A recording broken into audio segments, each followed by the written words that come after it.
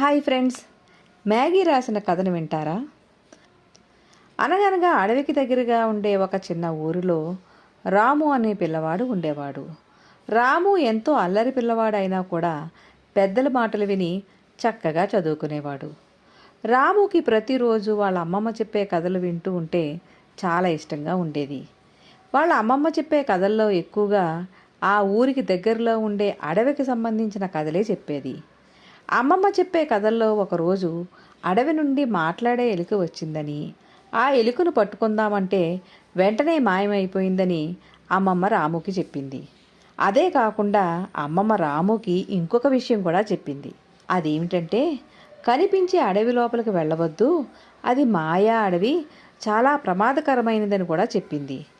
అయితే ఇన్ని మాటలు విన్న రాముకి ఆ అడవిని చూడాలనే ఇంట్రెస్ట్ బాగా పెరిగిపోయింది. ఒకరోజు ఎలాగైనా అడవికి వెళ్ళాలని రాము బయలుదేరితే ఊరి వాళ్ళు రాముని తీసుకొచ్చి అమ్మమ్మకి అప్పచెప్పేశారు. ఇలా రాము అడవి లోపలికి వెళ్ళడానికి చాలాసార్లు ప్రయత్నించినా కూడా కుదరలేదన్నమాట.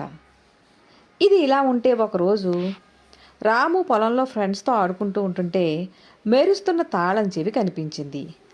ఆ తాళం చెవి మెరుస్తూ ఉండటం వల్ల రాముకి అదేంటో తెలుసుకోవాలనే ఆసక్తి కూడా పెరిగిపోయింది.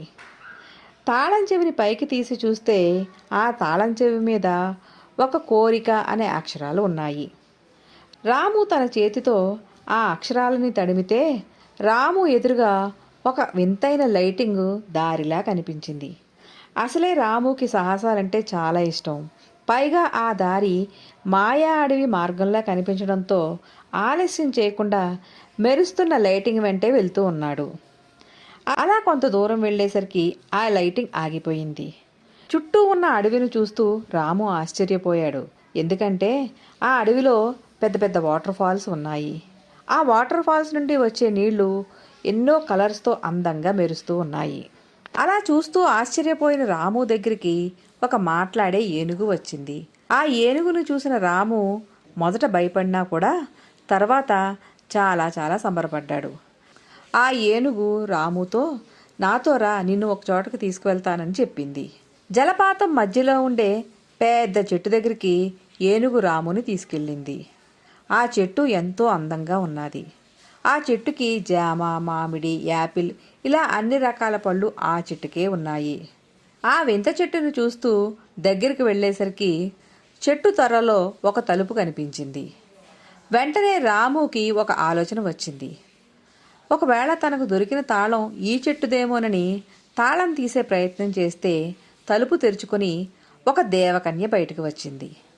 ఆ దేవకన్య ఎన్నో ఏళ్లుగా శాపవశాత్తు ఈ చుట్టు త్వరలోనే ఉండిపోయిందట. ఇవాళ రాము పుణ్యమా అని శాప విమోచనం కలిగింది దేవకన్యకి. రాముని ఒక వరం కోరుకోమని అడిగింది. దానికి రాము బాగా ఆలోచించి వాళ్ళ అమ్మమ్మ చెప్పే కథల్లో ఊరంతా బాగుంటేనే మనం బాగుంటాం అనే మాట గుర్తుకు వచ్చి మా ఊరి వాళ్ళంతా సంతోషంగా ఉండాలని రాము దేవకన్యని కోరాడు. ఆ దేవకన్య వెంటనే దీవించి మాయమైపోయింది. అలా రాము వల్ల ఆ ఊరి ప్రజలంతా సుఖ సంతోషాలతో ఉన్నారు. మనం ఎప్పుడూ పక్క వాళ్ళ మంచి కోరుకుంటే మనం కూడా బాగుంటాము. ఇంతటితో కథ అయిపోయింది. Thank you.